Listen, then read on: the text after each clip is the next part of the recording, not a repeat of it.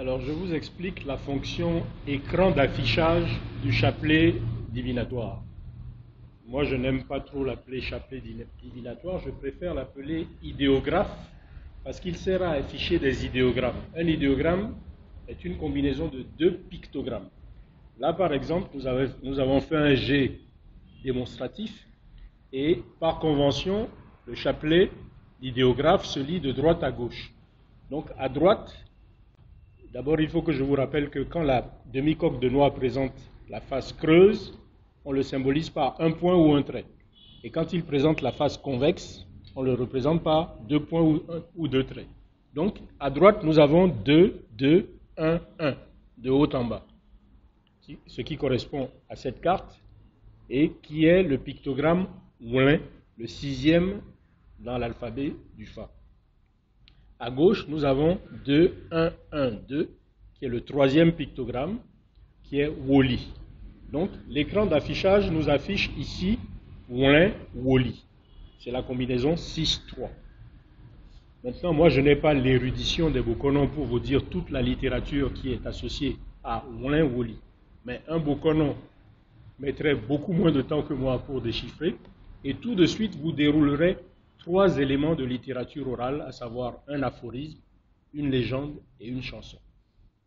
Donc, le Bokonon fonctionne comme une base de données et qui a toute cette littérature en mémoire, et dès que l'idéographe affiche un idéogramme, il déroule la littérature afférente.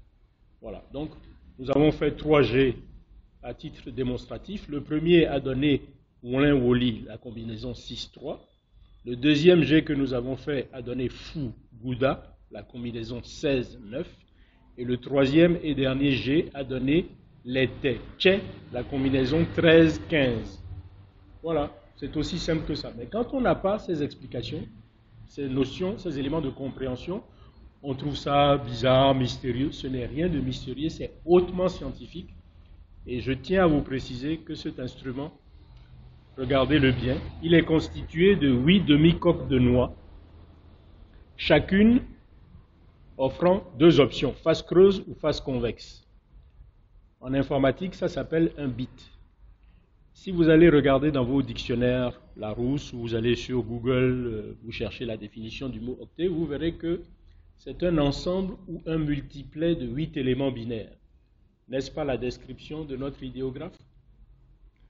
Or, la logique binaire n'a été théorisée en mathématiques qu'au milieu du 19e siècle, vers 1852-1853, par l'algèbre de Boole, qui préfigure l'émergence de l'informatique au milieu du 20e siècle.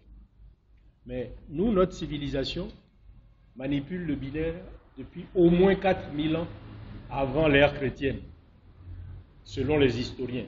Donc, 4000 ans avant Jésus-Christ, 4600 ans avant Mahomet, notre civilisation, depuis l'Égypte ancienne, maîtrisait le binaire.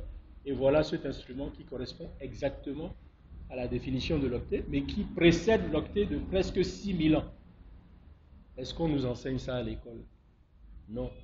C'est bien dommage, parce que ça, ce sont des savoirs qui nous concernent, qui relèvent de notre héritage, de notre patrimoine.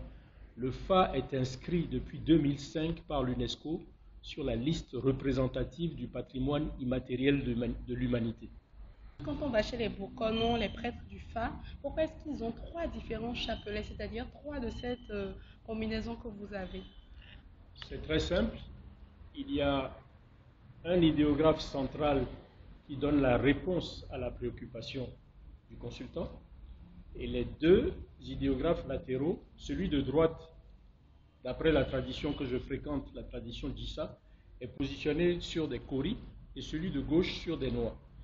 Et quand la valeur supérieure apparaît sur les noix, c'est que l'augure est favorable. Donc là, on va directement à l'interprétation de l'idéogramme central. Mais quand la valeur supérieure apparaît sur les kauris à droite, c'est que l'augure est défavorable. Et là, on cherche à savoir quel est l'obstacle, qu'est-ce qui bloque. Et le Bokonon dispose d'une série d'outils qui sont symboliques de différentes hypothèses.